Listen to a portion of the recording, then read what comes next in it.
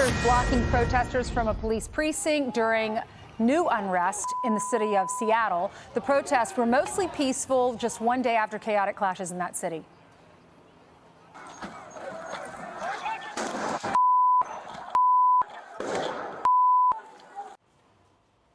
Seattle police releasing body camera video of the Saturday riots. Officers say they were hit by rocks, water bottles, and explosives. But remember, these are peaceful. 59 officers were injured. Remember, in that peaceful protest, 47 people were arrested. This as Portland, Oregon sees its 60th straight night of unrest. Rioters set off fireworks overnight near the courthouse. Police used tear gas apparently to disperse the crowds, as you can see right there. 2 people taken into custody after a shooting was reported just about a block from the demonstrations. 1 person was injured. And moments ago, several police cars were found burned in Philadelphia. No one was hurt, thank goodness. No word yet on any suspects there. That's right. Now, Chris Christie over the weekend was defending the president for sending these federal troops to different cities, especially Portland. He sent those in to protect the federal courthouse there. Listen to Chris Christie, the former governor of your state, Steve, New Jersey. Most Americans, George, do not believe that the riots that are happening in Portland and Seattle and in other places across the country that are causing destruction and injury and in some cases death are acceptable. Mayors in those towns are too politically timid to address people who are defacing and destroying their cities, then the President of the United States has to deal with it. And it's his responsibility as president if the mayors are willing to walk away from their own responsibility, not to support peaceful protests, but to stop violent riots.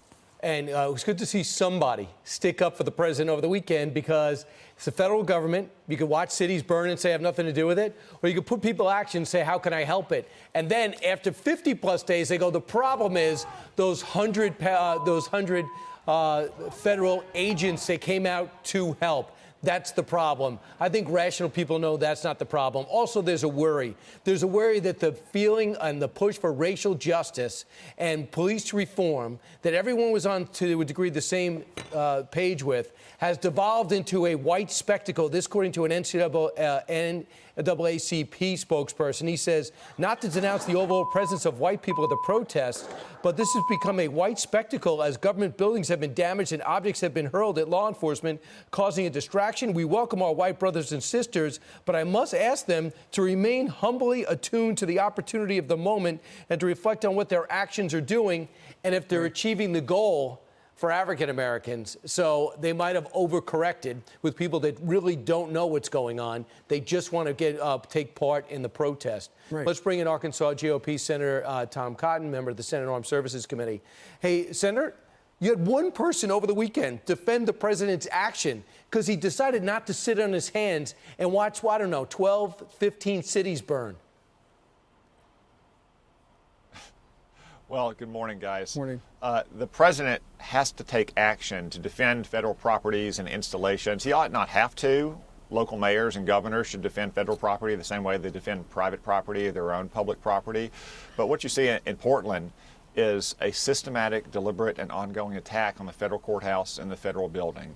Of course, the federal government has to defend its own property if a local mayor will not. If he doesn't want federal officers in Portland, he ought to do his job. Yeah, in court papers that were filed over the weekend, apparently federal government says at least $50,000 worth of damage has been done to the Hatfield courthouse there in Portland, not only in vandalism and graffiti, but also the constant fires that they seem to start every night. Senator, we want you to try to decipher for us, if you would, what Congressman Jerry Nadler said on a Twitter video with a journalist by the name of Austin Fletcher, because he was asked about violence and Antifa, and he called it a myth. Watch this. There's violence across the whole country. Do you disavow the violence from Antifa that's happening in Portland right now? There's riots. That's a myth that's being spread only in Washington, D.C. About Antifa in Portland? Yes. Sir, there's videos everywhere online. There's fires and riots. They're throwing fireworks at federal officers. DHS is there. Look online. It gets crazy, Mr. Nadler. So, Senator, I can't tell if he is referring to the part of the sentence where the reporter says there's violence across the whole country. Is he calling that a myth, or is he calling the fact that Antifa is in Portland a myth? Well, Jerry Nadler denying Antifa is in Portland is kind of like Baghdad Bob denying there were American tanks in Baghdad back in the day. I mean, you could just look at the videos that have been posted in recent weeks. I mean, people are carrying the flag of Antifa and wearing T-shirts and spray painting it on buildings. Obviously, that's not the only people in the streets in Portland, but there's no question that there are professional instigators and agitators on the streets in Portland who are trying to stir up violence. It's a sad situation that people who want to protest peacefully or demonstrate for any cause can't do so without these instigators and agitators trying to infiltrate their protests and use them for their own purposes. So the Republicans are set to unveil the coronavirus bill, which will include $1,200 in stimulus checks, liability protections for businesses and schools. What else can we expect?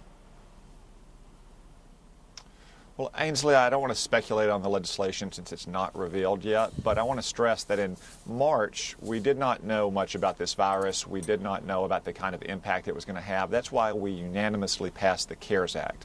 I would not have viewed that at the time as a recovery bill or even a stimulus bill. It was a survival bill. But now that we know so much more about this virus and its impact, now that we know about the economic impacts it had, we really need to have a bill that is much more finely targeted and calibrated towards the needs that we see today, like helping our schools and colleges and universities and businesses get open by protecting them from ambulance-chasing trial lawyers, or helping our doctors and hospitals and clinics get the supplies that they need to ensure that we are testing in sufficient speed and volume, and to focus aid on where it's truly needed on some of those industries and businesses that are most heavily impacted, that haven't been able to get to work, people who are still out of work through no fault of their own, through the fault only of the Chinese Communist Party. So that's what I expect you'll see in the bill today, and that's where our focus will be in the days ahead. Senator Tom Cotton, you also, in the eye of the storm, you like to take on red-hot issues, including the 1619 Project. And here's part of your interview with the Arkansas Democratic Gazette. Quote, "We have to study the history of slavery and its role and impact on the development of our country, because otherwise we can't understand our country. As the founding fathers said, it was the necessary evil upon which the Union was built, but the Union was built in a way, as Lincoln said, to put slavery on the course to ultimate extinction." Some say that was insensitive. Well, that is fake news, Brian. That's not what I said. What I said is that many founders believed that only with the Union and the Constitution could we put slavery on the path to its ultimate extinction. That's exactly what Lincoln said. Of course, slavery is an evil institution in all its forms, at all times, in America's past or around the world today. But the fundamental moral principle of America is right there in the Declaration. All men are created equal.